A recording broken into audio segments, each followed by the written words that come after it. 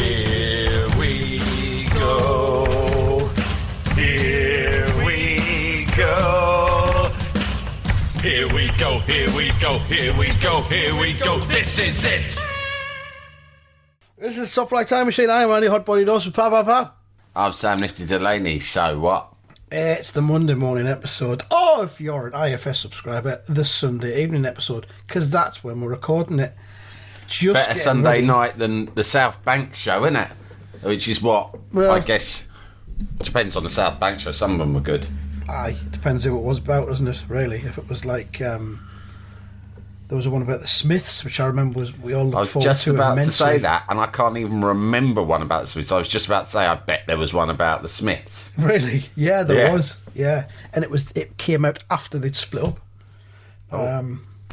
And I recorded it on my VHS for posterity. Mother, you wouldn't understand. It's about the Smiths.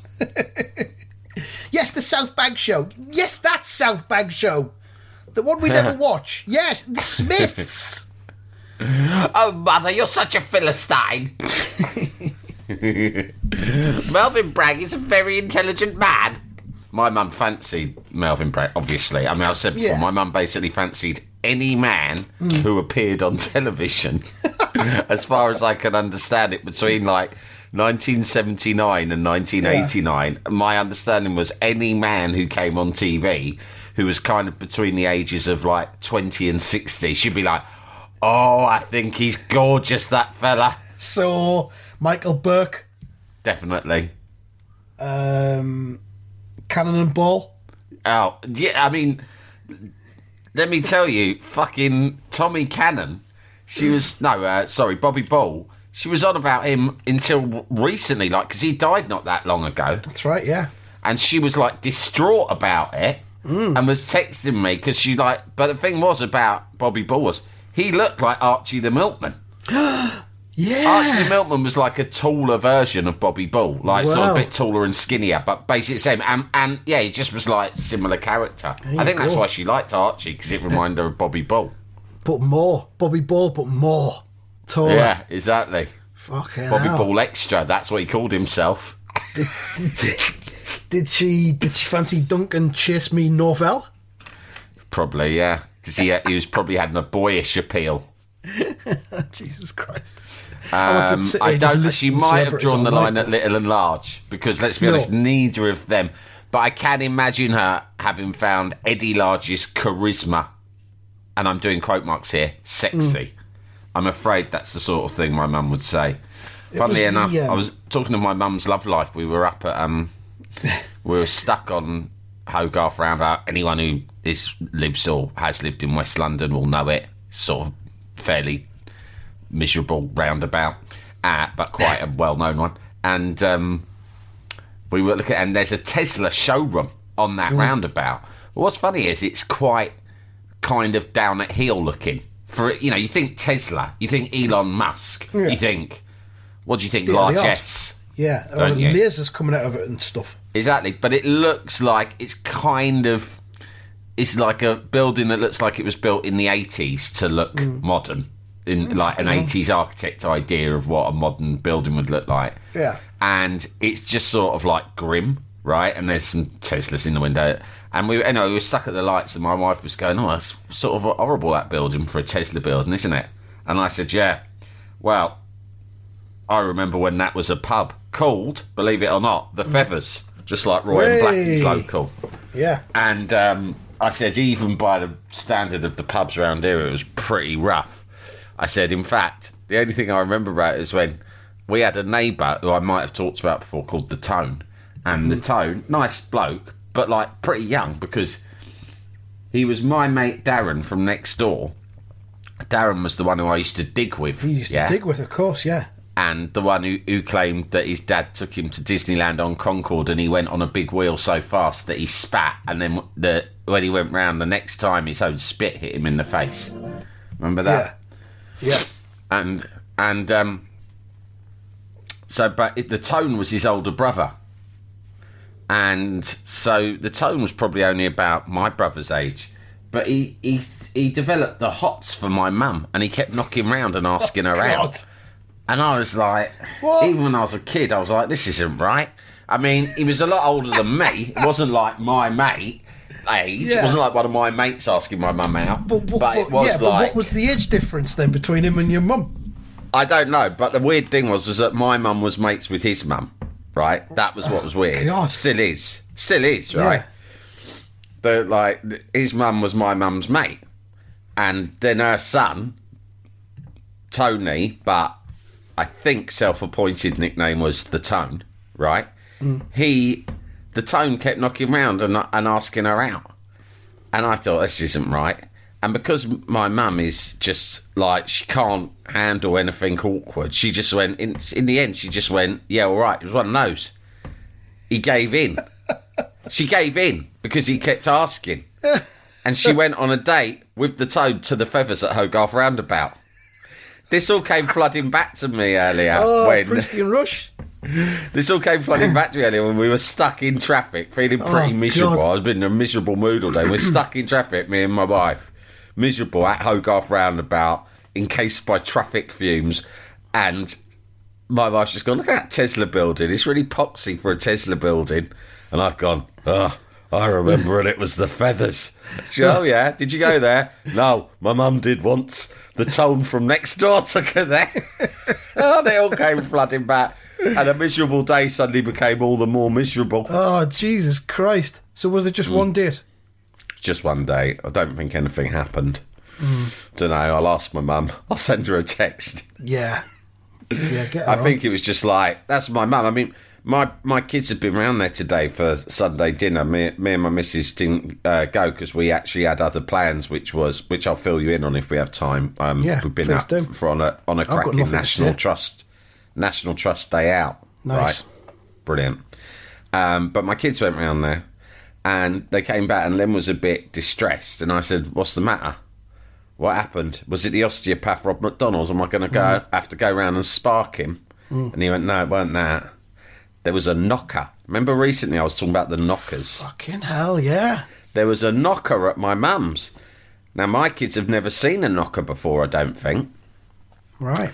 And but Len did recently. I did show him a bit of the Knockers documentary because still need to watch that. I thought he'd find it funny, and obviously he did because it's probably the funniest program ever made. So how could you not find that funny, right? But I think it's different seeing a documentary about knockers back in like the early 80s, right, and actually coming face to face with a knocker. Yeah. And he came in, he went, this guy knocked on the door and he was Irish and he told Bren, that's my mum, he told Bren that he'd just been released from prison the day before. And also his best mate had died and he'd given his best mate CPR, but it hadn't worked, so he'd watched him die in his arms. And anyway, do you want to buy some J-cloths? It'll help with the grieving process. Exactly right. And my mum's well versed in knockers. She knows what's going on. She's not like, but she won't just say clear off, thank you, no, and slam the door, which is sometimes all you can do with knockers, right? Yeah, and don't worry, they factor that into their business plan. They work to a 90%, 10% success rate. Yeah. If you slam the door on them, you've got to have a thick skin to be a knocker. To be a knocker, you have. So you think, oh, God, maybe it'll be awkward and they'll be upset. They're not upset. They're knockers. This is what they do. No. They know you're going to be fucking exactly. And sometimes they will act hurt. Like, I once had a knocker shouting through my letterbox saying, I know you're in. Right. Seriously, I did. And I was just like, fuck it, I don't care. You're a knocker. Get on with your knocking. Not today, knocker. Not today. But like, yeah, apparently this bloke was relentless. And I go, what did Rod do? Right? So obviously, as regular listeners will know, Rod's really in my bad books, right? Or as I call them, in my cunt books. I have a little book, the Book of Cunts, and I write down names of people. Rod's in there. I have a shit list. You have a cunt book. At the moment, Rod's in there, as is the very minor former pop star who cunted me off via WhatsApp message last week. They're both in there side by side. Another clue drops. I've had a lot of guesses on Twitter, but no one's guessed right. Right, okay. But even if they do guess right, I'm not, you're not going to I tell don't them, think I'll say no, but it's up to you. Anyway. So, yeah, he's on the cunt list. So I said, what did he do? Because my mum was getting distressed, and apparently both my kids were distressed. Well, he's the man of the house. What's he doing? Both my kids are quite posh, aren't they? Because, like, you know, they've grown up in barns, right? And they're like, oh, knockers. Oh, they're going to kill us. Yeah, exactly. They'll eat us. They'll boil our bones. They'll eat our eyeballs. No. Right, so I've gone, fucking hell, you had a knocker. What did Rod do? And they said, Rod was just in the front room peering through the gap in the blinds. What was that? He wouldn't go out and confront it. And apparently the knocker, right, when he clocked Rod peering at him, do you know what he did? He did the old classic to my mum. He went, is that your dad, is it? To my mum. Right? At which point Rod just scuttled off out of view. Fucking Rod. Rod, you need to know how to get rid of a fucking knocker. And do you know what happened? Christ. I said, what happened? Oh, he wouldn't go away. She tried everything, wouldn't go away. At one point, another neighbour stopped by and started trying to sort of talk to my mum to try and help kind of change the subject, get knocked away. He still wouldn't go away. You know what he did? She did in the end. She only gave him a tenner for some fucking tea towels. And that's why I'm bringing up the story of her going to the feathers with the tone. That's what my mum was like. She'll give in eventually. She'll just go, oh, fuck's sake, all right, here's a tenner, I'll buy some tea towels. Yeah. And you know those tea towels, first, like, robust bit of drying they come up against, mate, they will perish, won't they? Do you know what I mean? They will. I'm just thinking I've not had the luxury of having a knocker at my front door, but they are around because, you know, the Nextdoor app that we've mentioned before. Yeah. If they're ever in town or in the locality, they'll get mentioned on there. Yeah. And they always come from Middlesbrough, apparently, and they target Sunderland. What do you call people from Middlesbrough? Smokies? Smoggies. Smoggies, that's Smoggies, because of the chemical factories and everything. Do they smell of chemicals? They do. But so I haven't been lucky enough yet. But I just remember there's something on fucking Nextdoor today, and someone's posted a thing. Hang on, I'm just getting it on the screen now. Here it comes, and this fella's just posted. Finally got our patio finished. Smiley emoji. If you want a low maintenance patio, this isn't for you. And he's posted a picture of his patio. And he's just basically showing off. And he's just saying how good it is. Yeah, he's got on one of these situations. Go, look at my new patio, you cunt. Yeah. You want a low maintenance one? Don't get this. This is high maintenance, this patio. High maintenance, but that's what you get with quality. All right, cunts? Still dealing with just fucking shitty grass in your garden. Not me, mate.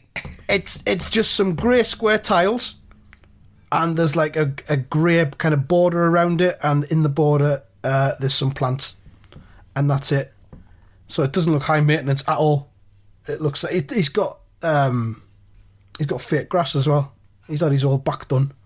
Well, hang on. So have I. Before we get into slagging off people with fake grass, yeah. I mean, it's for lazy cunts, and I'll admit that there is no other reason for having it other than laziness, and that's why I did it. And the replies are beautiful, lovely, and looks fab. So no one's called him out on showing off about his patio. Just showing off his patio. Yeah. For being a patio wanker, as patio wanker, yeah. believe patio they're cunt. known.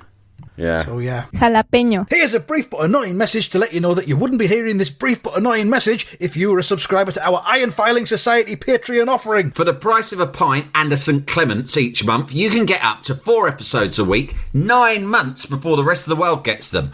Early access to regular episodes, lots of other marvellous benefits, and there's absolutely no adverts or brief but annoying messages like this that will get right on your tits. Find out more and subscribe now at tftimemachine.com/ironfilings. Jalapeño. Jalapeño. So you went to the National Trust. You had a National Trust day out. Went to Osterley House, which is up off the A4. Sort of. I tell you, the other. I mean, Austerlitz is sort of a strange, like, hinterland. The only place I've kind of been there, right? The only reason I've been there is it's where Sky is. Yeah. Right. Yeah. Sky TV is fucking right on the wastelands of London in what's called, the West London corridor, right? Which is like a long fucking road that goes out towards Heathrow Airport, right? Okay. And there's a few little suburbs dotted around on each side, and Austerlitz is one of them. And the only reason I've ever spent time there is Sky. I've spent a lot of time working at Sky over the years. And even Sky TV is a pretty bleak industrial estate, really. Mm-hmm. The people who work there, it's a nice place to work because they've turned it into one of those little mini, almost like... like they know that they're asking people to work in a shit area because most other TV companies are in nice parts of town, London, right? Yeah. So what they do is they turn it into a little fiefdom, right? It's Murdoch's little fiefdom. So if you work there, although it looks like a sort of a bleak industrial estate, they've got on-site quite nice places to eat. They've got an on-site Waitrose, mate, in their workplace. Fucking hell. Yeah. Right? Of course, it should add. It's no longer Murdoch, is it? Because he sold it. Yeah, that's right. Is it Viacom or maybe that's like when they got the now? Waitrose put in. Maybe he'd blocked it. Fucking Waitrose? What? If they're fucking hungry, give them a fucking sandwich. What they need a fucking Waitrose for? What, they want to buy olives? And so anyway, what am I on about? Yeah, it's quite nice there. That's the only reason I know it. But turns out there's a fucking National Trust round the back of it. Round the back? Round the back of fucking they've had that Sky. put in as well. They've had a National Trust thing put in. Yeah. I want a National Trust put in there. What's the point of being in England unless you've got a big fucking country house with loads of historical artefacts in it and some pretty gardens? Now build it from scratch. I know someone. I can get status. No problem. Yeah. We'll get the antiques shipped in from somewhere. It's lending a bit of culture to the area, for fuck's sake. Big country home, lovely. So me and my good wife went there. There was some cows which I interacted with.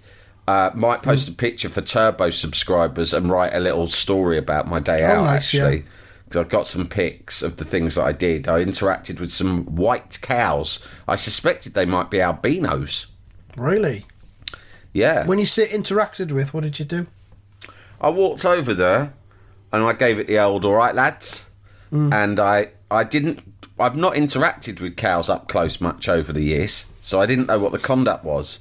So I ended up doing that thing that you basically do to cats. I held out a sort of a finger and thumb and rubbed them together and went to track them over. I don't know why, but it worked, right? Oh, good. Because me and my son, when we were at Northumberland Zoo the other week, I told you this, we were doing a thing. 2 very brisk hand claps, hands raised. Like that. To who? All of the animals? So all the animals didn't work. None of them came. No, that's almost like... That sounds a bit like you're cross with them. Do you think? Trying to scatter them. It's like a teacher would go, "Silence!" Yeah, it was like that. Whereas I was going like this, trying like almost to indicate I might have a snack for you. Yeah. Then they got near, and my wife, I said, "I'll give them a bit of grass. That's what cows eat." She was like, "You're not supposed to feed them." I said, "They're in a fucking field with grass anyway. What difference does it make whether if I give them grass? It just means they haven't got to go to so much effort to fucking lean down and eat it." What were you giving them? Did you have a bag of food that you bought when you got there? No, I had nothing. That's the whole thing. It was a scam. Right. I was pretending I had something in order to lure them over. You were trying to commit fraud, basically. Yeah, cow fraud. I committed fraud on a herd of albino cows. That was my Emotional Sunday. Blackmail, emotional manipulation. Then I tried to pat them on the head because they had lovely sort of curls on their head, white curls. Oh, yeah. But every time I went to pat them, they turned their head right up, thinking that I had something in my hand for them to eat. Then I became scared that a cow might bite me. I didn't know whether cows bite men, but I became a bit worried. But when you see the cows up close, man, their eyes are so gorgeous, Andy. They're huge. Are. Yeah. And they bulge out their heads, and their eyelashes, quite simply, they're to die for, mate. Ermintrude from the Magic Roundabout is the archetypal sexy cow. I've never been so... I mean, aroused is a strong word, but I was close to aroused. I mean, it was that beautiful. I fancied these cows. Not sexual so arousal, just your heart skipped a beat, maybe. You felt like it was like that. I was like, It was like a rush of you were overwhelmed by beauty. Yeah. Oh. Yeah. Oh God! It was like, my God! You can see why. You can see why we have milk, can't you? Because whoever was the first fella to fall in love with a cow would immediately want to wank it off. Yeah, and that's how milk was invented. It's the first thing you think. That was exactly what I thought. Yeah. I went into the stately home, having interacted with the cows and had a stroll around the gardens with hands behind back, in the National Trust style. Yeah. I went into the home, and each room in this big fancy home, which had sort of been built in the 18th century, right? I think it had been a Tudor thing originally, but a rich cunt had bought it and done it all up nice in the 18th century. And as I walked through each room, there was a different old person volunteer. They have very old women who volunteer there. Right. I was thinking, that'd be a good job for me if I'm not in Spain when I get older. Something not job, but, to keep myself busy. Pastime. Yeah, pastime. Volunteer at a National Trust. And a woman comes up to me. Some of them are timid, but some of them are really bold. So as soon as you're in the room, bang, they pounce on you. And they just start telling you shit. They don't wait to be asked. They just start almost like filibustering in your face, right? And she's gone, this is called the eating room, not the dining room. He preferred the eating room. And I'm thinking, who's he? Who the fuck is he? Right? Because I then just got this. At the time going, I'm almost feel like, whoa, stop, rewind. What are you talking Britain's about? Top journalist. Now, hold on. I Let's need more than properly. this. I need to take control of this situation, not you. Tell me it. I'll ask the questions. She goes like this, right? She goes, now, you may be wondering, and I felt straight away, because when people say you may be wondering, I always feel like going, hey, you don't know what I'm fucking wondering. I'll tell you what I'm fucking wondering, and when. You'd be fucking surprised what I was wondering about. Let me tell you, the avenues that my mind can wander down, right, would fucking astonish you, right? So don't for one moment presume to speculate about where my mind is wandering. I'll tell you this. I fell in love with a cow 5 minutes ago. So that's some kind of indication of where my mind goes. And Listen, she'll have gone, yes, we get a lot of that. My mind is psychedelic, woman. And there is no way that you can fucking second guess what I'm wondering right now. Woman. She said, you may be wondering why it's called an eating room when there is no table, right? And I thought that wasn't what I was fucking wondering. I've just walked in. Oh, yeah. And she went, well, I'll tell you. And I'm thinking, well, fucking will you? Right? And she goes, child despised the smell of food. Well, when she said that, obviously I laughed out loud because it was just such a funny thing to say. Child despised the smell of food. I thought, who the fuck despises the smell of food? I mean, fair enough, some food, but just as a blanket thing. All food. I hate... What smells do you hate? You might go, I hate the smell of shit. You might go, I hate the smell of... Some people don't like the smell of petrol, right? I love it, but some people don't like it. Yeah, of course. But food, do you know what I mean? She goes, what he did was he had his eating room. He didn't like it being called a dining room. He liked it being called an eating room. And there was no table, but at 5 p.m. sharp every evening, a very small table was brought in here by the servants. How small? And then the food was, I'm picturing that. I'm thinking, whoa, small. I'm picturing something like postage stamp size now, right? Like a table for ants.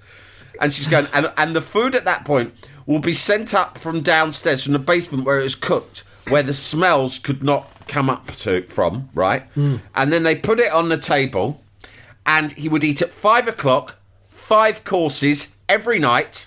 5? And as soon as he finished his 5th course, the table would be taken immediately away, out of sight.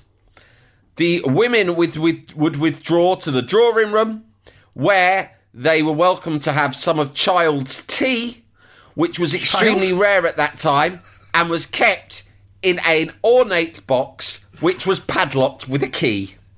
I'm thinking, fucking hell. Right, stop now.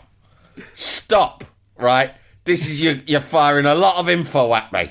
And even for me, this is a lot to consume all in one go. So let's start. First of all, who the fuck is Child, right?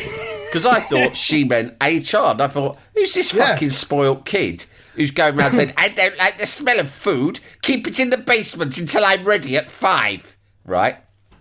Turns out, wasn't as bad as that. The cunt who built the place was called Robert Child, and he was the Lord of the Manor. So I thought, all right, fair enough. Still weird that he hated the food, that he despised the smell of food. Could you not call him Lord Child then, or Mr. Child? I know, I didn't that? like it. Child? It was confusing. She was making assumptions on what I knew, and I'd arrived cold. I didn't know that I was even going to this fucking place until my wife told me, right, about an hour before we got there. Isn't it? It's like they want you to have done some fucking groundwork before you go. Oh, they want me to make an idiot out of myself. You've got some she background probably knowledge. took a look at me and thought, look at this fucking scruffy prick, right? She thought I was going to go, I'm Child. I don't know what you're on about. And she'd go, I mean, of course, Sir Robert Child. Hey, darling, where's the jukebox in here? I want to listen to some rock and roll, don't I? Hey, you got a vending machine? I want a can of fizzy pop. You got Space Invaders in here? I'm bold. Be fucking quiet, innit? What time's the puppet show start? I can murder a game of pool. I'm bored off my fucking tits here. So she said, fucking Child. It's Robert Child. It was his gaff. And I said, so he had these 5 courses on his little table at 5 o'clock. Yeah. And then everything was taken away and everyone else had to fuck off. She went, the women had to go into a separate room and they were allowed tea, but he kept his tea under lock and key. So presumably he gave, here you go, fuck off in there. Hey, before you go, sweetheart, here you go. Here's a key, right? Help yourself to the tea. You'll see it. I'll keep it in a box on another little table, right? And I said, so he stayed in here. What did he do? And she went to me, and at this point I thought, I've cornered her here. She doesn't fucking know, but she's going to fucking... She started, improvising. Yeah. She went, he stayed in here with the men. And I said, doing what? Because I'm thinking, I can see her game. I'm going to put her on the back foot. Yeah. How much knowledge have you got? Stayed in here with the blokes. What did they do then? She went, they talked, and I left of silence. As you know, Andy, silence is a very powerful weapon when you're interrogating someone. Yeah. I left a silence, and she went, doing business deals, no doubt. I was like, gotcha. Yeah. You know you're talking fucking shit now, doing business deals, no doubt. You know what the fuck you're on about. You got one bit of info here, and it's about the little table at 5 o'clock. Yeah. That's it. That's the only thing that I'm taking as cast iron. The rest is fucking sheer speculation and bullshit. Yeah, people just swallow that whole. They don't come back with any further questions. But I am Britain's top journalist. Yeah. You've messed with the wrong fucker. You didn't know what you were getting into. You looked me up and down and thought I was just some snot-nosed punk rocker from the local arcade. Trying to get in out of the rain. Yeah. Yeah, you didn't fucking reckon for Britain's top journalist turning up here and firing some fucking serious questions about, like Scud missiles into your fucking brain. You'll get put on a shit list. The National Trust will have a shit list. They'll have your picture behind the desk at all of their locations. Don't let him in. He asks difficult questions. Yes. He's a troublemaker, this one. Oh, God. I can't believe I'm in the National Trust cunt book. Well, doesn't take much, does it? I reckon that's about it from this one, because Spain versus France is about to start on the telly. Is that the final of the... It's the Nations League final, yeah. Nations League. So no one knows what that is, though, let's be honest. No, but it sounds like a good game. It's a final, so it might be good. Yeah, true. Quick roundup of the predictions. The results bot got 1. Me and you both got 5. So you're on 39, I'm on 38. Results bot's on 22. Can you tell me what happened in Turkey, Norway? It was 1-1. Whoa! I'm going to watch that back. Which is what I predicted. You said it would be 2-1 to Turkey. And the one you got correct was Italy-Belgium this afternoon, the third place playoff, which was 2-1 to Italy. There we are. We are back throughout the week, as always. Thanks. Goodbye. Bye. Lesbians.